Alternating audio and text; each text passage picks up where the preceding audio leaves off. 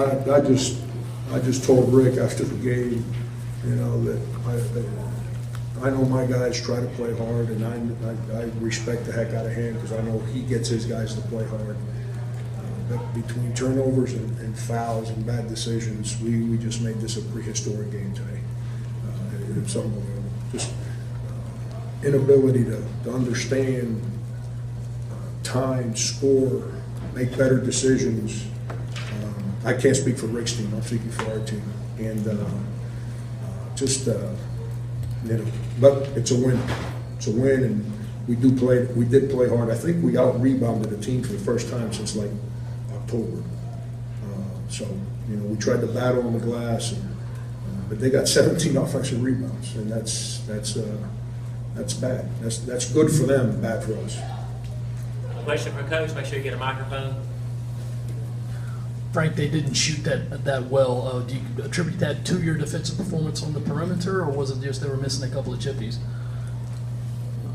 You know, we're a good defensive team. I mean, you go through and you look at our numbers all year, and outside of the last game we played, everyone else is not touching 40 when they play. And, you know, so we're pretty consistent. I think, you know, obviously after DJ Hogue, our number probably changed, but I believe if we're not leading, we're in the top 3 in the country in three-point field goal percentage. You know, it's what we do. It's what we do. You know, I thought they missed some shots too. I thought they had some looks that they just didn't make. You know, but they're a difficult guard because they got a lot of face-up guys, and they face you, and they're tough as nails, and they drive you, and you know, they make it hard. Yes, sir. What was Hassani able to do tonight to give you all a little bit of a spark offensively? He's been playing better and better. You know, he's starting to understand kind of what we do a little bit. You know, he still kind of goes into mental blocks. You know, kind of forgets what we're doing or forgets what we're trying to run. Like all first-year guys, it's not the thought process is not as smooth as it is for a senior. But he's been, you know, he was starting to play well for us when he rolled his ankle and missed that week, and now he's been engaged in practice, and he's starting to have a peace of mind on what to do and not to do.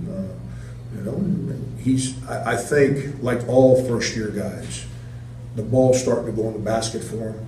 So he's taking, kids nowadays, it's all predicated around them seeing the ball go in the basket. That's the enthusiasm that they play with. That's the confidence that they play with. And he has seen his ball go in the basket a couple times now in the last couple of games. And I think it's making him a little more confident, a little more aggressive. This is 3 out of 4 games that PJ's been in foul trouble. That was kind of your biggest issue with him last year. Is he reverting to anything that he's done last year, or has it just been a couple of... He didn't play well today.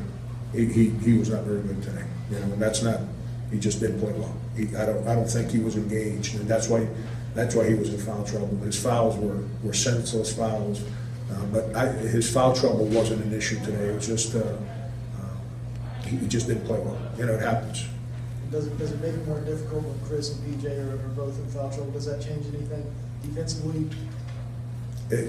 We're obviously, you know, John. We like to play a lot of guys, especially early in the year, on purpose to get guys ready for moments like this. You go on the road in conference play, and now you ask certain guys to play that haven't played, and don't get mad at them when they don't perform well. So we've played a lot of guys. We're comfortable with the depth of our team. We're comfortable playing certain guys. But to answer your question, there's a reason you have starters and backups. You want your starters on the court. You'd like to substitute not for foul trouble. You'd like to substitute to rest and to take advantage of certain matchups and things of that nature. Unfortunately, with Chris, not PJ as much until today. Last game he got in foul trouble. Today he just didn't play well. But you know, when you got a sub for foul trouble, it's usually your own guys making mistakes. But Tennessee's hard. Tennessee comes at you now. They're relentless. They just don't stop, and they make it real hard on you. Frank, you guys are 3-0 in the league for the first time in 20 years. Just how important was that, or how good of a foundation is that so you don't have to dig out of another hole in conference play? I mean, that's Dave. You know, that's awesome for our guys. It's awesome for our fans. that's not gonna help us beat Ole Miss on Saturday. You know, it's, you know, Jim Herrick had a great saying. He says, I'd rather be up than down, I'd rather have the ball than not, and I'd rather win than lose.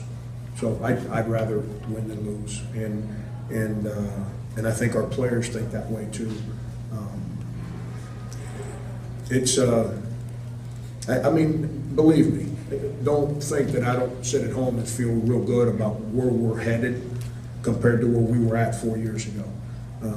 But at the same time, that's, what we got to do from games like this is figure out a way to build confidence.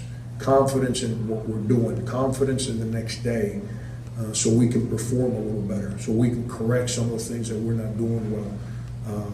You know, but a lot of our ill today was Tennessee. They just brought it to us, and we answered the bell. We didn't back up. Like when we played at Memphis and those places, in Seton Hall, for example, I didn't think we answered the bell when they came at us. You know, we answered the bell today, but then you got to kind of make better decisions, and we didn't do that. But you know, 3-0 is better than 2-1. 3-0 is better than 1-2, and 3-0 is better than the proverbial 0-3 we were my first couple of years. And I tell our players all the time, at the end of the year, they don't ask you how or by how much. They say how many. And if you got enough wins, then they like you a lot more than if you don't. So we got to figure out a way to go get another one on Saturday. Very good. Frank, is Mike just hitting that freshman wall that they usually hit come SEC play? And what are you seeing from him in terms of early foul trouble when he kind of gets out of that groove? Yeah, Mike's been interesting, and I don't want to speak for him. You know, maybe we get home, you guys can ask him. He's been a little different since the holidays. I think he misses home, like most foreign guys do. You know, everyone else has family for the holidays, and he don't get to see his family. And I think that has something to do with it. I could be wrong. He was a lot better leading into this game than he had been leading into the past 2 games. I didn't expect him to play well the last 2 games. I really did not. I expected him to play better today. I think the physicality of today's game bothered him. I really do. I think he got wrapped up with the physicality of the game. But like he did in the second half against A&M, he answered the bell. He made plays to help us win. You know, I got no idea how he just dribbled that ball through everybody. I think everybody in Tennessee was surprised that he was still going. And you know, he makes that layup. That's a big play. That's a big play for him to go finish that play. But you know, he didn't play great. Gave us 8 rebounds. I've got to help him a little bit. I'm playing him in the low post way too much. I've got to play him from the elbows and top of the key a little bit more. You know, that's something I've got to help him a little bit. Mike's a real good kid, and Mike wants to be coached, which is what makes it fun. You know, he wants you to coach him. He doesn't want you to just let him fail or tell him, you know, a lie. He wants you to tell him the truth, and he comes in every day, you know, and he's ready to go. He's been better leading into this game. I assume he's going to be better tomorrow and Friday, and hopefully plays better on Saturday. Last question.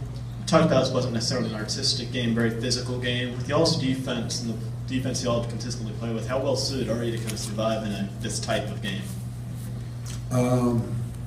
When we score a little better and we don't turn it over 20 times, I kind of like our chances a lot more. It's you know, our defensive concepts is something that our team continues to grow into, and it's predicated around not letting teams run their offense. It's kind of, you know, West Virginia doesn't allow you to run your offense through their full court trapping pressure. Ours is designed to not let you run your offense through different techniques, but it's the same philosophy. And, you know, Tennessee, they don't let you run your offense. They get in there and kind of make you go through counters and different things that you probably haven't practiced. So it's what we do. You know, it's what we do. We practice it hard every day. Our players are committed to it. That's why we've become good at it. And when we play as hard as we played today, because we did play hard, I like our chances of winning. Thanks, Coach.